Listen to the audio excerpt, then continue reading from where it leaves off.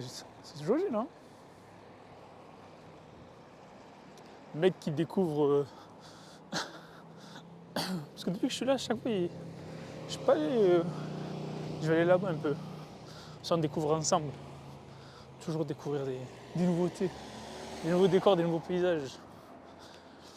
Du coup, je disais, ouais, concentrez-vous sur vous, on s'en fiche, le gouvernement, ils ont dit ça, ils ont fait ça. Si un jour, vous n'êtes pas satisfait de là où vous habitez, vous faites tout pour changer. Vous n'êtes pas des arbres. Il y a nos grands-parents, nos arrière-grands-parents qui ont émigré pour venir ici, pour avoir une meilleure vie. Je disais, nos grands-parents, ils ont émigré en France pour avoir une meilleure vie. Si vous n'êtes pas satisfait de votre vie en France, ce que je comprends, ce que je pourrais comprendre en tout cas, bah faites en sorte de tout faire pour trouver une porte de sortie. Trouver un autre pays qui vous correspond plus. Restez là à débattre des heures et des heures sur des choses, sur le monde et tout. C'est bien, hein. Je dis pas que c'est mal, hein. Mais en soi, votre vie, elle va pas changer.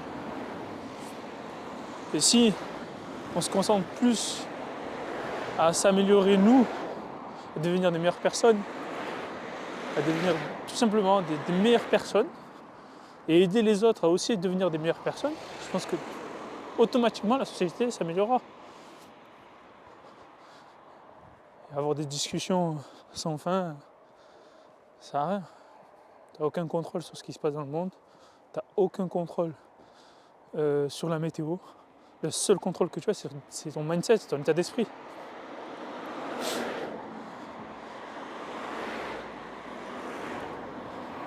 Et ça me fait penser à un truc là, ce que je suis en train de dire, parce que j'avais une discussion avec un ami, avec Kevin notamment, dédicace à toi, qui me disait c'est quoi le plus important entre le mindset et l'environnement. Moi, selon moi, le plus important reste le mindset, le bon état d'esprit. Car avec le bon état d'esprit, tu vas trouver des solutions pour améliorer ta vie, lancer un projet. Bref, tu vas faire plus de choses, tu vas passer à l'action. Mais si ton environnement, où tu es, avec qui tu traînes, ce que tu écoutes, ce que tu entends, ce que tu vois, ben tout ça peut... Ah, là-bas ça s'arrête, ok. Bon, on va faire demi. Hein. Du coup, ton environnement, ce que tu vois, ce que tu entends, ce que tu fais, avec qui tu traînes, etc., ça peut influencer. Donc, si tu as le bon mindset, plus tu mets les meilleures conditions, le meilleur environnement pour réussir, tôt ou tard, à un moment, tu vas réussir. Si tu n'abandonnes pas, tôt ou tard, à un moment, tu vas réussir. Et je prenais l'exemple d'une comparaison entre deux joueurs de foot qui étaient très forts. Je disais... Par exemple, Hatem Ben Arfa, qui est un très très grand joueur de foot français, et Karim Benzema, ils étaient ensemble en centre de formation.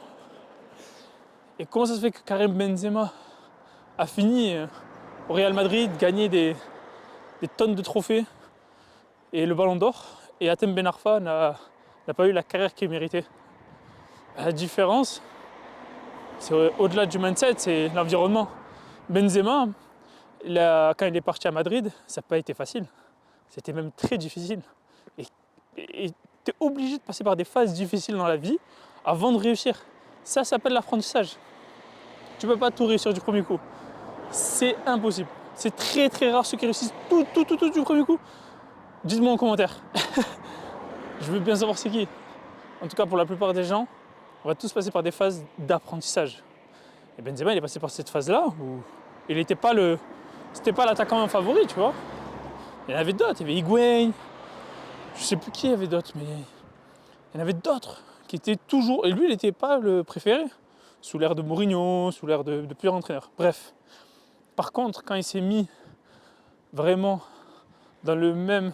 Quand il a commencé à suivre Ronaldo et Sergio Ramos, bon sport, bonne hygiène de vie, bonne nourriture, plus d'exercice, ben là, boum, il a explosé. Parce qu'il a côtoyé les meilleurs. L'environnement, c'est l'environnement qui l'a fait exploser, qui l'a fait réussir. Contrairement au Ben Arfa, malheureusement, son environnement, je le connais pas. Mais c'est sûr que c'était pas l'environnement. Il côtoyait pas ni Cristiano Ronaldo, ni Sergio Ramos. Je pense qu'il côtoyait d'autres personnes. Et peut-être pas les bonnes personnes pour lui. Peut-être pas les personnes qui allaient le faire dépasser, améliorer son niveau. Et s'améliorer. Donc je pense que le mindset reste le plus important. Et que ton environnement, tu le choisis. Et si pour toi, tu n'es pas dans le bon environnement selon toi, ben change d'environnement et tu verras, peut-être que tu auras des meilleurs résultats. Ça a l'air simple, ça a l'air simple, mais c'est tellement vrai. C'est tellement vrai. Prenez un autre exemple, on parlait de Mbappé, il y a un reportage qui est sorti cette semaine. Sa mère a dit Kylian Mbappé, il a grandi en banlieue, il n'a pas connu les quartiers. Pourquoi? Parce qu'à 12 ans, il était à Clairefontaine. Et ensuite, il était au centre de formation. Du coup, il a toujours été dans l'environnement foot. Pas environnement quartier, pas environnement on va faire des conneries, on va voir les gadgets, etc. etc. Et du coup, c'est pas étonnant. Le petit, il avait déjà un super bon mindset. Il a toujours cru en lui. En fait, c'est nul. Là, je suis à côté de la route, en fait. Je sais pas si vous m'entendez, en fait. Du coup, le gosse, il avait un super mindset, plus un super environnement. Et dans l'environnement, je mets aussi les parents.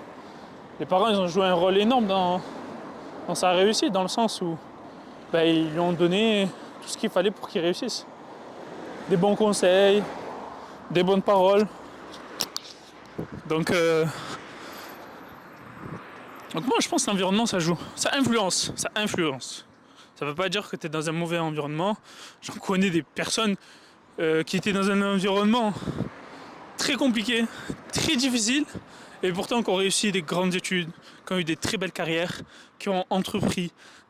Laisse tomber. Donc, il y aura des contre-exemples, mais pour ceux qui se posent la question, ouais, je veux réussir, comment je veux réussir, qu'est-ce que je peux faire? Deux choses, le mindset, essayer de voir son environnement, qu'est-ce qu'il consomme, qu'est-ce qu'il regarde, qu'est-ce qu'il voit, qu'est-ce qu'il entend, avec qui il traîne. Et voilà. C'était une bonne idée la marche, mais à côté de la route, pas de ouf.